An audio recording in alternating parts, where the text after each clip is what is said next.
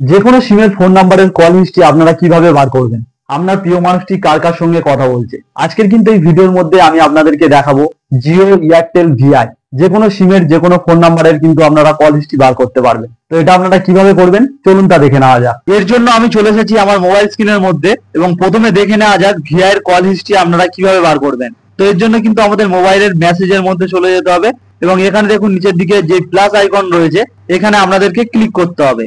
এখানে ক্লিক করার পর আপনাদের কিন্তু এখানে একটা নাম্বার লিখতে হবে। তো ভিআই এর জন্য আপনাদেরকে লিখতে হবে 12345 বলে। তো এখানে দেখুন চলে এসেছে, এবার সেন্ড টু তে ক্লিক করে দেবো। এবারে কিন্তু আমাদের এই মেসেজে গিয়ে টাইপ করতে হবে ই বিল বলে। এরপরে কিন্তু আপনাদেরকে একটা পেজ দিতে হবে এবং লিখতে হবে আপনারা যেই মাসের কল হিস্ট্রিটা চান সেই মাসটার শর্ট ফর্মে কিন্তু লিখতে হবে। যেহেতু আমি এখানে জুন মাসের চাই তো আমি কিন্তু JUN লিখে দিলাম। তো তারপর কিন্তু আবারও আপনাদেরকে পেজ দিতে হবে। এবারে আপনি যে ইমেল অ্যাড্রেসের মধ্যে কিন্তু এই কল হিস্ট্রিটা পেতে চান সেই ইমেল অ্যাড্রেসটা কিন্তু এখানে দিয়ে দেবেন। তো আমি এখানে আমার ইমেল অ্যাড্রেসটা দিয়ে দিচ্ছি। ইমেল অ্যাড্রেসটা দেওয়ার পর ওই সিম থেকে এসএমএসটা পাঠিয়ে দিতে হবে। তো এসএমএসটা পাঠানোর পর আপনাদের জিমেলের মধ্যে কিন্তু একটা মেল চলে আসবে। তো এর জন্য কিন্তু জিমেলটাকে ওপেন করে নেবো এবং এখানে দেখুন আমার কল হিস্ট্রির তরফ থেকে ইমেলটা কিন্তু চলে এসেছে এবং এখানে কিন্তু আপনাদের ইমেলটা যদি না শো করে তো এই সাইডের দিকে দেখুন তিনটে লাইন রয়েছে, এই তিনটে লাইনে ক্লিক করতে হবে। করার পর একটু স্ক্রল করে নিচের দিকে আসতে হবে। তো এখানে দেখবেন একটি অপশন রয়েছে স্প্যাম বলে। তো এখানে যদি আপনারা ক্লিক করেন এখান থেকে কিন্তু আপনাদের কল হিস্ট্রির মেলটা পেয়ে যাবেন। এবারে দেখে নেওয়া যায় এয়ারটেলের কল হিস্ট্রি কি করে বার করবেন। তো এর জন্য আবারও আপনাদেরকে মেসেজে চলে যেতে হবে। আবারও এখানে দেখুন যে প্লাস আইকন রয়েছে এখানে আপনাদেরকে ক্লিক করতে হবে। এবারে কিন্তু আপনাদেরকে এয়ারটেলের জন্য লিখতে হবে 121। তো এখানে দেখুন চলে এসেছে, এখানে আপনারা ক্লিক করে দেবেন। এবারে আপনাদের মেসেজে গিয়ে টাইপ করতে হবে EPRE বিল বলে। সবগুলো কিন্তু ক্যাপিটাল লেটারে লিখতে হবে। এরপর কিন্তু আপনাদেরকে পেজ দিতে হবে। পেজ দেওয়ার পর আপনি কিন্তু এবারে যেই মাসের কিন্তু কল হিস্ট্রিটা দেখতে চাইছেন সেই মাসটা কিন্তু এখানে শর্ট ফর্মে দিয়ে দিতে হবে। তো আমি এখানে দিয়ে দিচ্ছি মার্চ মাস, MAR দিয়ে দিলাম।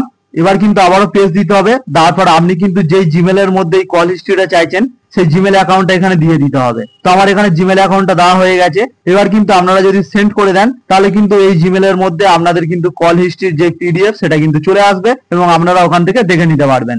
এবারে দেখে নেবো জিওর কল হিস্ট্রি আপনারা কিভাবে বার করবেন। তো এর জন্য কিন্তু আপনাদেরকে মাই জিও অ্যাপটাকে ওপেন করতে হবে। মাই জিও অ্যাপটা এখানে ওপেন হয়ে গেছে এবং উপরের দিকে দেখুন যে নামের লোগোটি রয়েছে এখানে কিন্তু আপনাদেরকে ক্লিক করতে হবে। তো এখানে ক্লিক করার পর আপনাদের সামনে এরকম সব অপশন চলে আসবে। এখান থেকে দেখুন মাই ইউসেজ বলে একটা অপশন রয়েছে, তো এখানে কিন্তু আপনাদেরকে ক্লিক করে দিতে হবে। তো এখানে ক্লিক করার পর কিন্তু আপনারা তিনটে অপশন পেয়ে যাবেন, ডেটা, কল এবং কিন্তু SMS। তো এখান থেকে কিন্তু আপনারা তিনটে জিনিসেরই কিন্তু হিস্ট্রি বার করতে পারবেন। তো আমরা যেহেতু কলের হিস্ট্রি বার করব তো কলে কিন্তু ক্লিক করে দেবো। তো কলে ক্লিক করার পর এবার কিন্তু একটু স্ক্রল করে আমাদেরকে নিচে যেতে হবে।